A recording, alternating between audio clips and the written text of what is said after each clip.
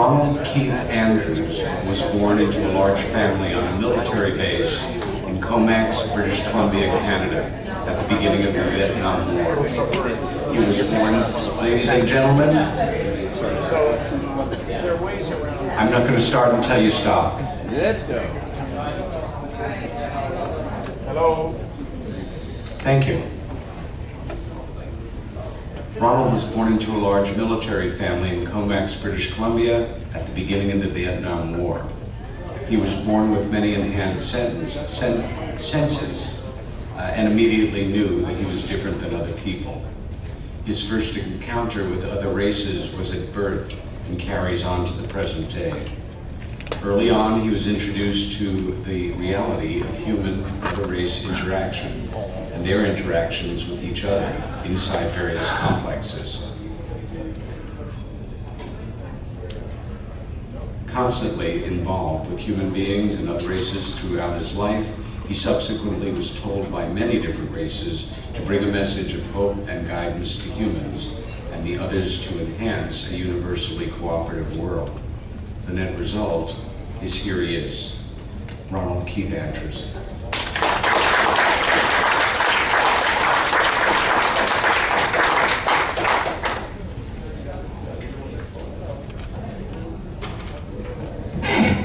That was a nice noise. Okay, now, first of all, I'd like to say thanks very much for having me here. And, I went through a lot. I've really got to say thank you to Audrey and the Starborn group, as well as quite a number of people. If I could remember what their names are, I'd thank them personally.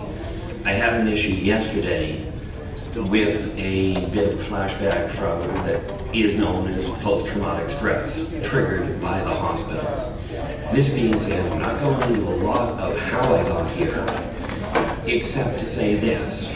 People wonder whether or not, just exactly why I am here, what message is going on. Most people that are contactees, they come back with messages, they come back with ideas that you have to have, there's got to be change. All of this trauma, all of this damage that the world is going through, people are wondering why. We know we've got to change it, but very few come back knowing how.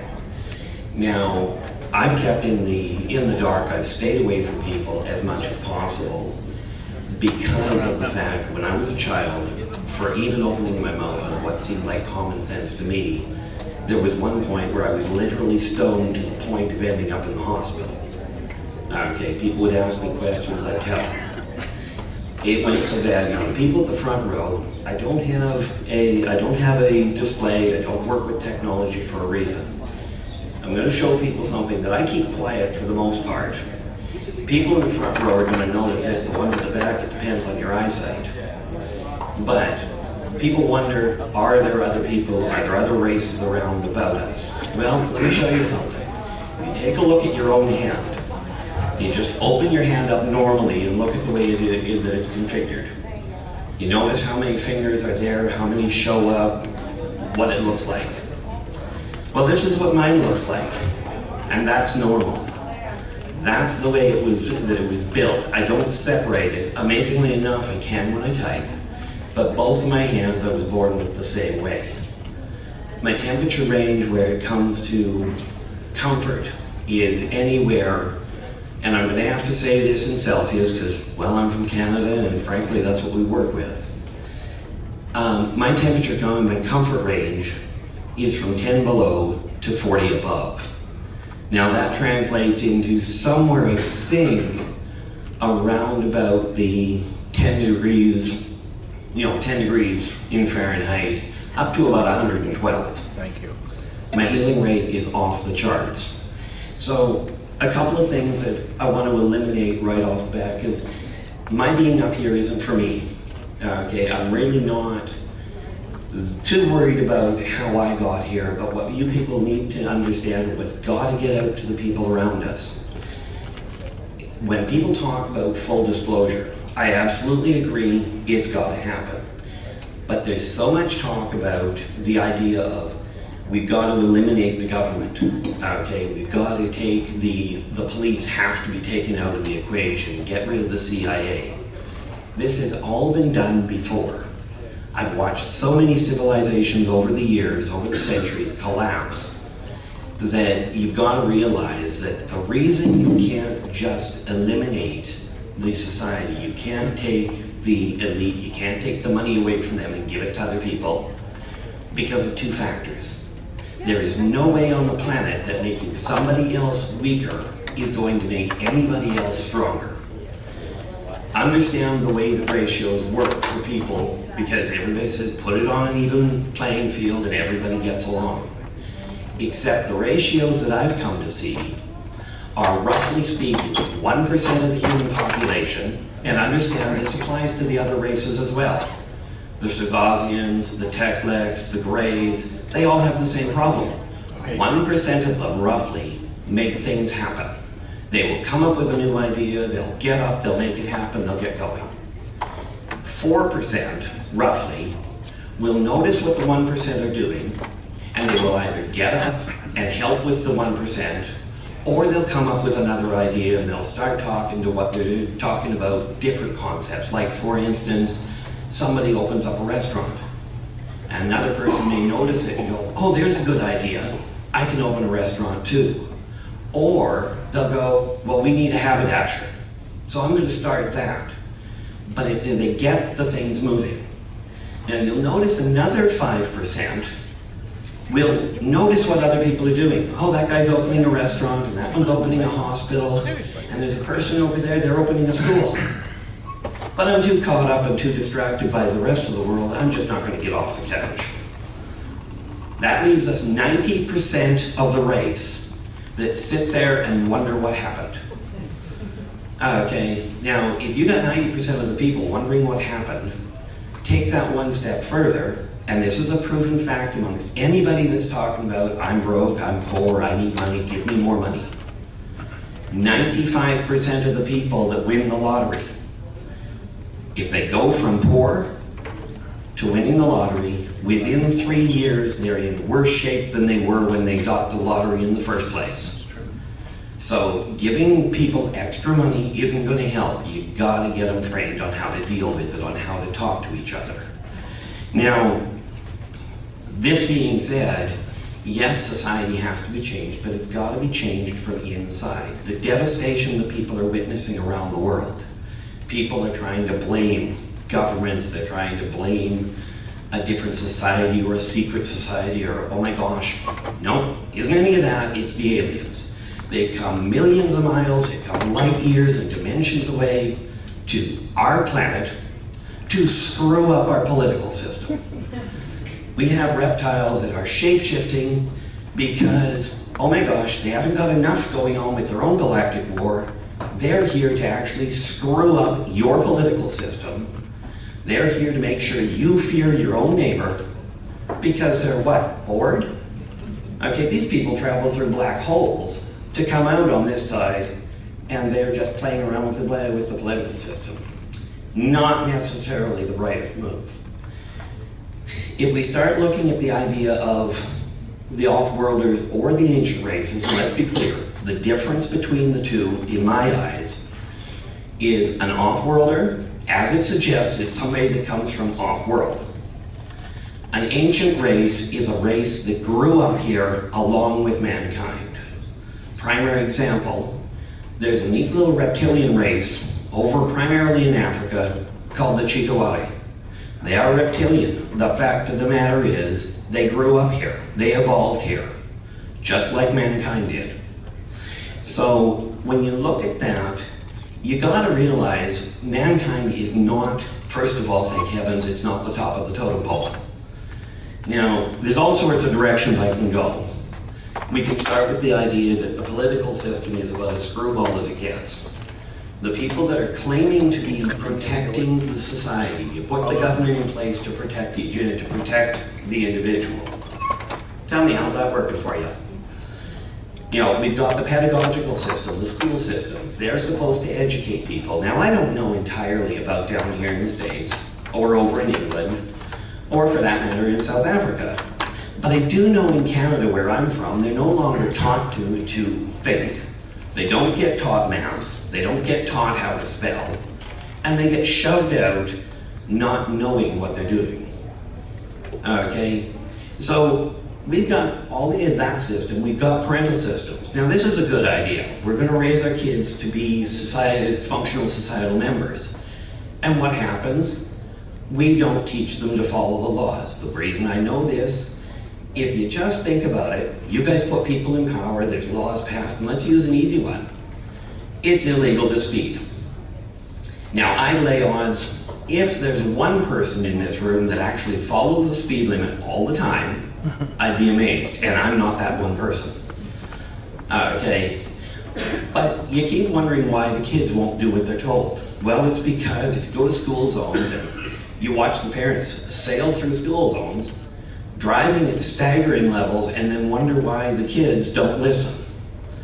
So the change has to start with the parents. It's gotta start with follow the rules. Well, that only happens if you actually follow them yourself.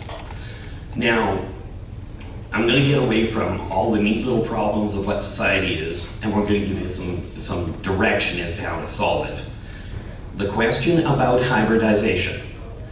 Does it happen? What's its purpose? Well, clearly it happens. There's a lot of people that have no clue why. Now, for those of you that are technologically inclined, and rest assured, my education does not include PhDs, masters, doesn't even include successfully completing college. If you're building a translator, okay, and let's use one that you guys are probably all familiar with. Let's try Google Translate. You can get the words right. You can get the spelling and the sentence structure correct to translate. It may take time, but you'll never get the culture. The purpose of hybridization from every race is by taking the two races, and we'll just use the greys and humans just as a simple example. Rest assured, the rest are doing it. Okay, you take the two cells. Now, we all know, I hope, that cell memory works. So when you take a culture and you mix the two together, now you've got a hybrid. But it's a hybrid with the understanding of the culture of the greys and of the humans. Okay, and what you end up with as far as the overall picture goes is you deal with a very simple issue. If I take this piece of paper, just a simple piece of paper, and I hold it up and I go pamphlet. Now, let's presume you're all an off-worlder, you're all alien. And I hold this up and I go pamphlet. What did I just say? Okay, now just before anybody tries guessing or trying to come up with all the other options, I know of one race in particular. You point anything at them and you say anything, you've just challenged them to a duel to the death. Now, you may have thought you were handing them a piece of paper. They think you're trying to kill them. And rest assured, this race is not going to wait for a second opinion. So, we have to understand that when the hybridization process takes place, now you don't automatically have translators. But now you can take that individual and you can train them to be a translator. You can teach them about the culture and they'll understand it. Now you've got somebody that can communicate. We have this neat little idea that shapeshifters, that there's all these aliens, and if you take a look on YouTube, there's all these pictures and claims that reptiles have shapeshifted and they've taken over positions of power and they're screwing up the government because we know that humans can't make that kind of a mess. Well, of the six different reptiles that I deal with myself, none of them shapeshift. Not a one. Most of them can't be bothered going to that much subterfuge. If they're going to take over, they're going to walk in, they'll kill the person in plain daylight and carry on. Okay, humans have a natural capacity to deceive themselves and to try and kill each other. Now, one of the biggest jokes that you gotta understand with this whole idea of shapeshifting, we're talking about physically, metabolically rearranging your body, or in their case, theirs. That doesn't happen in all but one race that I have run into personally. And for lack of a better English term, they're amoebic. They are a creature they're a being that, for lack of a better way of putting it, has an unstable superstructure. They can be standing in front of you, they can melt into a puddle, they can grow 17 arms and 3 eyes if they want. They rearrange their bodies however they please. But they don't have any comprehension as to how somebody can exist in a solid form. This idea that you've only got 2 hands makes no sense to them. So they're not about to go in and try and run a political system that they can't figure out. Now, we have the other little issue, and I'm touching on a lot of different things here because there's so many misunderstandings as to what's going on. The idea of time travel. I keep hearing about these different races that turn around and go, that are coming back in time. It's our future self coming back in time and changing the way the world went. Well, the problem with that is this. Yes, you can go back in time to watch what happened. It's kind of like going back and watching a video. You can go back, you can sit down in Hitler's room and listen to the conversations between him and his council and all of that. You can watch what was going on, and you can come back and report, this is what he did, and as near as we can figure, this is why. But if you go back to that room and you shoot him, when you come back, you are still dealing with the world that you existed in before you went. But there is now another dimension, another timeline where Hitler got murdered. You're not going to know about it. You're not going to be able to look back in the archives and see what happened because it didn't in this timeline.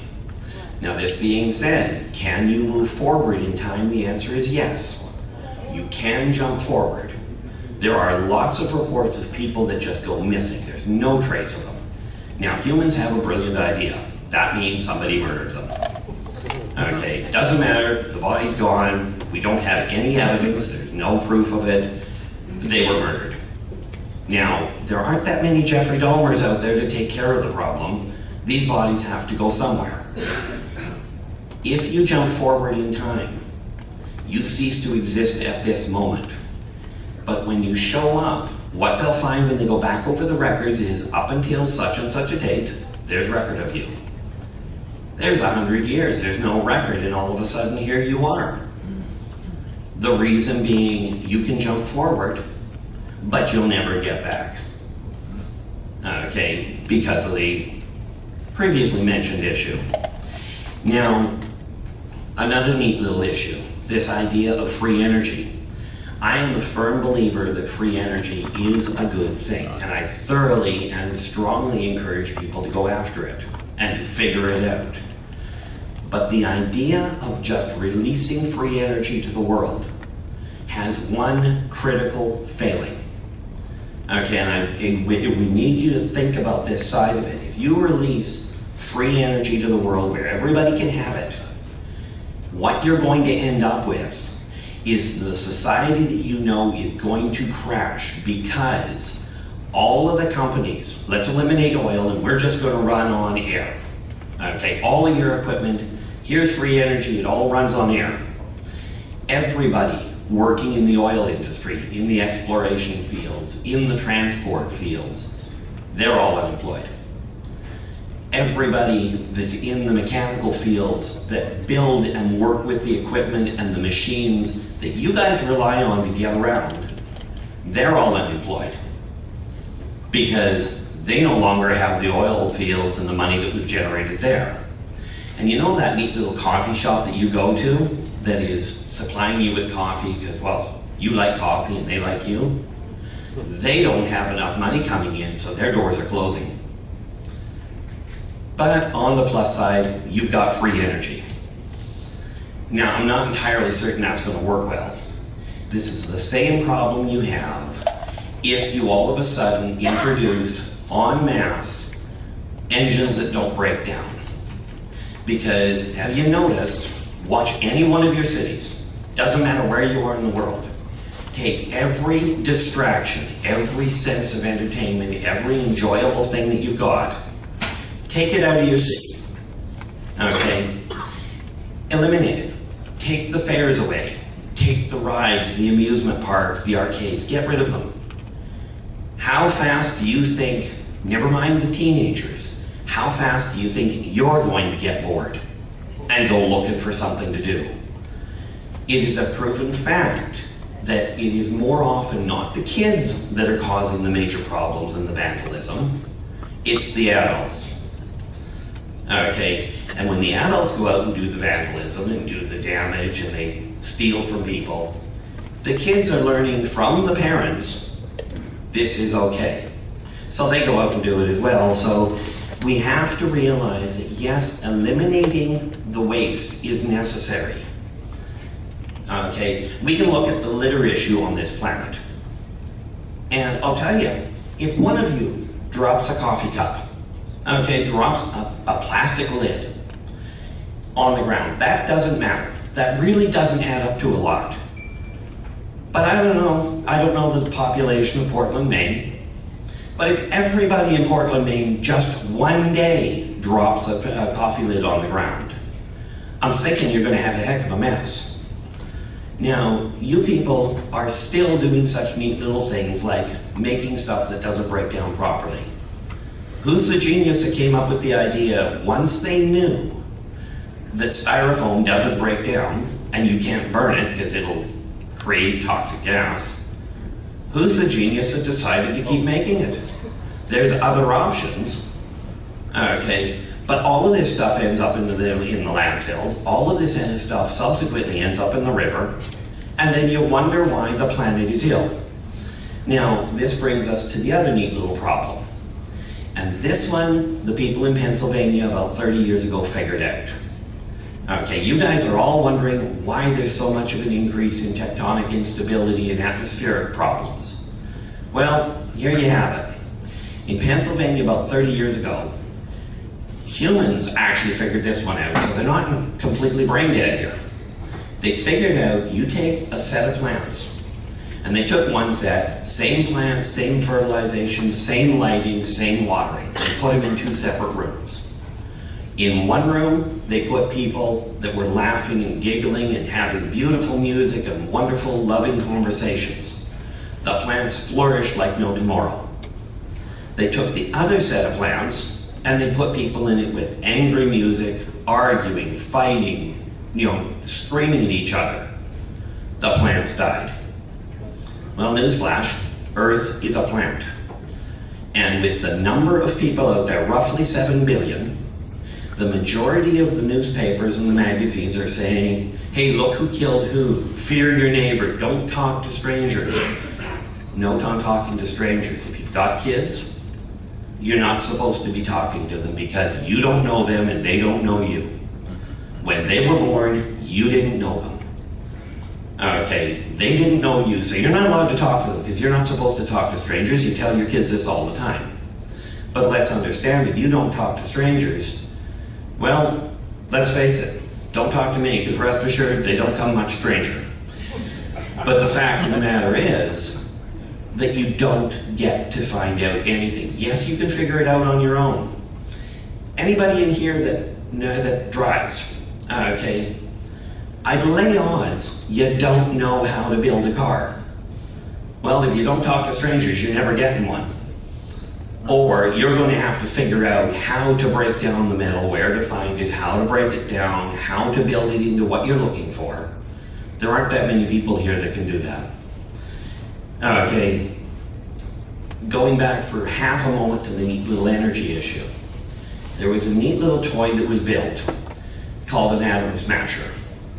Now that atom smasher, people think is a very simple, well, it's a complex tool. But what people don't realize is that it is also the backbone of what becomes essentially an infinity drive, a self-replicating, non-degrading source of energy. Because all that has to happen is the electrons that we all know exist, if you're taking it in basic physics, the electrons peel off, and the energy that that creates can be channeled into an energy source. Now, of course, if we release that, we do know that people have a neat problem. What if somebody weaponizes it? You're humans, you were built for war, of course you're going to weaponize it. The trick is to realize you don't have to. Okay, everything that comes out can be turned into a positive issue. It can be used for good or bad. No technology, no magic is evil. Money is not evil. Money is simply barter. So what we have to realize is there's a lot more. I could go into a lot more detail, but clearly we don't. Okay, the biggest issue that you've got to realize, okay, the one big issue that everybody talks about, why don't the aliens show up? Why don't they just drop into New York City? Well, here's a challenge for you. Everybody around the world knows that Harlem, everybody's been told, I shouldn't say they know. I've never been to New York, I've never been to Harlem, but the reputation is it's a really bad place to go and it's all full of really angry black people.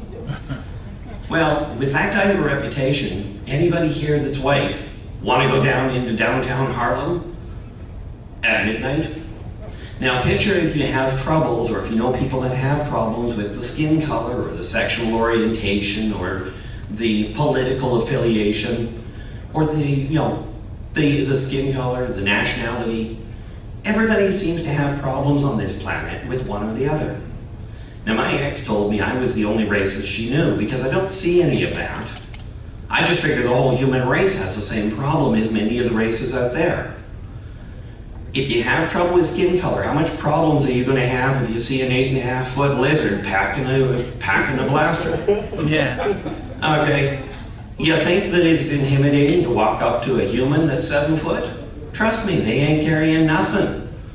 Okay, there are reptiles out there that will just as soon eat you while you're alive as they will sit down to dinner with you. Preferably, you're on a seat and they're serving something else, or in their case, someone else. Understand we cannot continue on this planet. What's going to happen if you stay on the path you're on? If you keep fighting over which peace-loving religion is the most peaceful, you can't shoot somebody and call it friendly fire. Okay, killing people won't make you think of peace. Everybody talks about, let's have a peace talk. Well, how about not just a peace talk? How about if we talk about the idea and act on it? About peaceful action. About communicating with each other. Let go of the idea that you're all different. There's lots of off-world races. But understand, the off-world races, the ancient races, they all have one thing in common. They're all here. Okay, it's not a question of are they here, but they all want, and you guys all want the same thing. They want to be respected. They desire to be accepted for who they are. And they desire happiness and joy amongst each other. The fact that they're still fighting, that there's a galactic war, there's an entire consortium out there, they're still fighting. This means just because they're an off-worlder or they've got technology that then strips everything we've got here, it doesn't mean they know everything. But it does mean if you pick a fight with them, you're not going to win. They're not here on the whole to wipe out anybody. Take that with you and accept the fact that you all have something to share. You've all got something to give. It's simply a case of working together. Thank you very much.